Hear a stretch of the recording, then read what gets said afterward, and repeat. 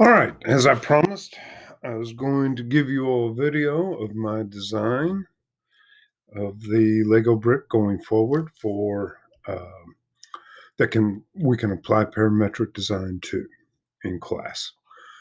All right, so right there's the one I did a few minutes ago in class. I'm going to start a new canvas and do it again. All right. How many times will I say all right here as I'm trying to get my thoughts straight and get started? Let's go.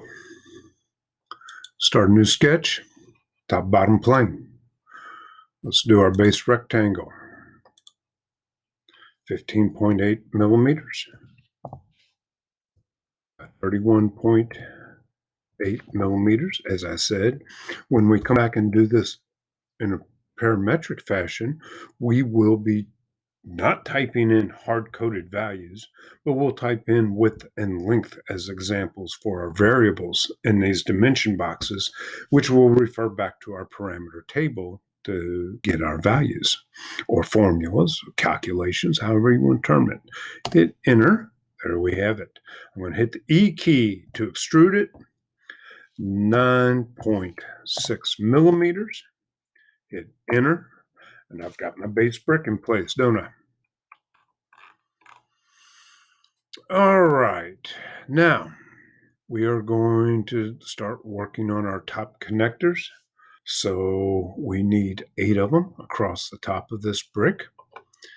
2 rows of 4. Let's create a sketch. All we're going to do is create our first top connector, and then we will pattern that body. All right. Sketch on the top face. Create my 5 millimeter in diameter circle. So center diameter circle, 5 millimeters is the diameter. Let's hit enter. Now we need to position it 3.9 millimeters from the top and 3.9 millimeters from the left. So I go to my sketch dimension tool. Let's pick the center of the circle, top edge, drag it out, 3.9 millimeters, enter. Now we do it to the left edge, so center of the circle, to the left edge, drag it up, 3.9 millimeters, enter. Got our top connector in place. All right, we're going to finish our sketch because that's all we're doing here.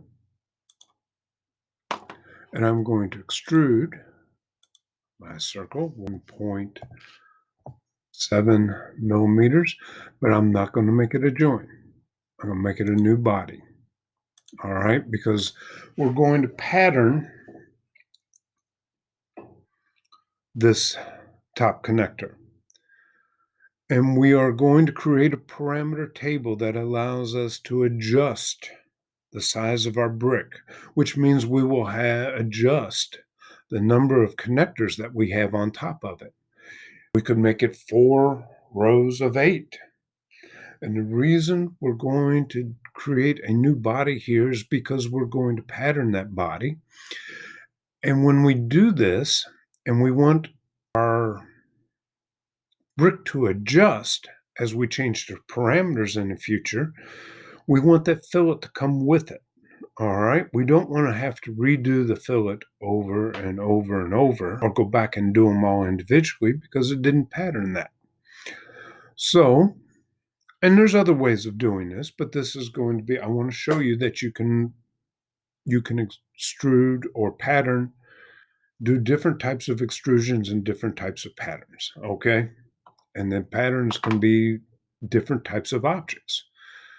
So it's a new body. Click OK. Now let's apply our fillet to our body. All right, there it is, our edge, 0.2 millimeter fillet. Obviously, open the fillet tool to do that. Click OK. Now let's go over and expand our bodies. Body 1, that's our actual brick. Let's name it. It's a good habit to get into, naming the bodies. There's our brick. Let's go here and let's name it TC for top connector. right, we got it. Now let's create our pattern for our original design here. So create pattern, rectangular pattern. And once again, this one's a little different from the sketch, okay? The sketch rectangular pattern. We're going to have to add a direction. All right, so I'm not going to do a feature. I'm not going to do a face. I'm going to do a body. All right, so I'm going to pattern a body. I've changed it to bodies. Now it's asking me to select the object. So that's a body. Come over to my browser. I've got bodies expanded already because I just changed names, and I'm going to select my top connector as the body to pattern. All right, the next thing I need to do is select a direction. That's going to be one of these edges. So let's activate the selection for direction. And I'm going to select this long edge here. Click it. There it is. All right, my row is going to be blue here. I want 4. I clicked. I would like to have that. And my distance is going to be 24 millimeters. The calculation for that can be found on the Rockspace page. Essentially, the gap between center point to center point of each connector is 8 millimeters. You got 1 gap, 2 gaps, 3 gaps. Okay, 8 times 3 is 24. I'm going to grab the white arrow and start to drag it across. I'm going to have 2 rows. All right, and 1 gap of 8 millimeters. All right, you see that? We're ready to go. Good. Click OK. We have our top connectors in place. We'll close the bodies up. We don't need that right now, but you see it added a new body for each top connector. All right, let's flip it over to the bottom and let's shell out the brick. So I'm going to select, open the shell tool, bottom face of the brick, selected, and the width of our walls is 1.49 millimeters, and hit enter. Okay, we're good. Now, it's time to put our bottom connectors in place, and we'll wrap this brick up. So we're going to create a sketch on the bottom face of our, I guess the bottom of the top face of our brick would be the way to word that. And let's do this. Let's expand sketches in the browser, and let's make sketch 2 visible. Now sketch 2 over here is where I created, and it's a little hard to see here. I'm going to hover over it. Sketch 2 is where I created my top connector. All right, we flipped the brick over so it's showing on the bottom side now. All right, and now, if you remember from my previous discussion, I need a diagonal line from the middle of this top connector to the top connector that would be here. Now I can't see that top connector. If I roll it over, notice these top connectors make squares. These 4 make a square, right? So we're going to start our bottom connector. Let me grab the, well, I messed that up, didn't I? There we go. So we're going to start our bottom connector at the center point in that square. So I need, if I can draw a diagonal line from center point of this to the center point of this top connector, I can find the center point of that line. It'll be a construction line, and draw a circle that is tangent to the top connector. And once it becomes tangent to that top connector, I can offset it by a millimeter, extrude that ring, and we'll have a bottom connector in place. All right, so I need a representation of the top connector up in this corner here. Now we know the gap between the center points of the bottom connectors is 8 millimeters, all right? And we also know that the gap from the center point to the left edge is 3.9 millimeters, which means The center of this top connector is 11.9 millimeters from the left edge. It's also 3.9 millimeters from this top edge. Okay? So we can draw a 5 millimeter construction circle and then position it 11.9 millimeters from the left and 3.9 millimeters from the top up here. So let's do that. Turn on construction, center diameter circle. We'll place it up in here anywhere. Oh, that's a little too big. 5 millimeters. Enter. Sketch dimension tool. Center point of my circle. Left edge. And that's going to be 11.9 millimeters. That 8 millimeters plus 3.9. I could just type in that equation, couldn't I? Enter.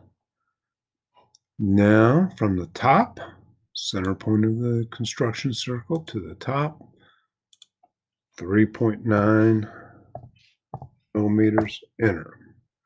All right, now there's several different ways you could get this positioned and get this line centered. None of them are wrong if it works. Okay, this is the way I choose to do it. All right, now let's draw a construction line from the center point of this circle to the center point of this circle. Let's zoom in on that, make sure we're on it because it's not going to. There we go. Good. Zoom back out, hit enter. Actually, let's just escape out of that tool. So I've got my diagonal. Okay. Now let's turn construction off and let's draw our bottom connector, our outer edge. So I'm on my construction line diagonal. There's my center point. Okay. Click. Let's bring it out till it snaps tangent to my construction circle. Good. Notice it's tangent to the top connector sketch up here as well. That's actually on the top surface, not on the bottom surface like this, so you're not going to get the tangent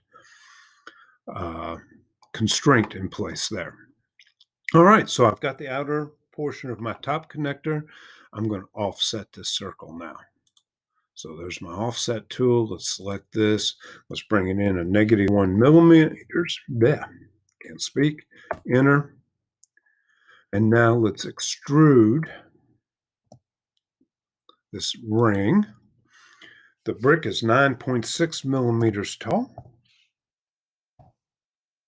less the 1.49 millimeters, which is the thickness of the top from the shell, and hit enter for the extrude. It can be a join, no problem. There we are. And if I just fit it, and that's more than I wanted. And if I roll it over, we don't need sketch 2 visible anymore. There's my first top connector. It's in place. Now I'm going to pattern this top connector and I'll be done, or this bottom connector and I'll be done. So let's go create pattern, rectangular pattern. Now, this was not a body, not a new body. I don't need a new body when I did this because I'm not applying anything like the fillet that I did on the top connector. So I'm going to change it to a feature. The feature that I just extruded, my extrusion was my feature that I'm going to pattern. Okay, so I'm going to go down to the timeline as I've changed it to feature, and I'm going to select that extrude that I did for the bottom connector. That turns blue. My direction. I'm going to select that edge right there. 2 gaps of 8 millimeters, 16 millimeters, and 3 is the number I want. Click OK. And look at there. I've got my bottom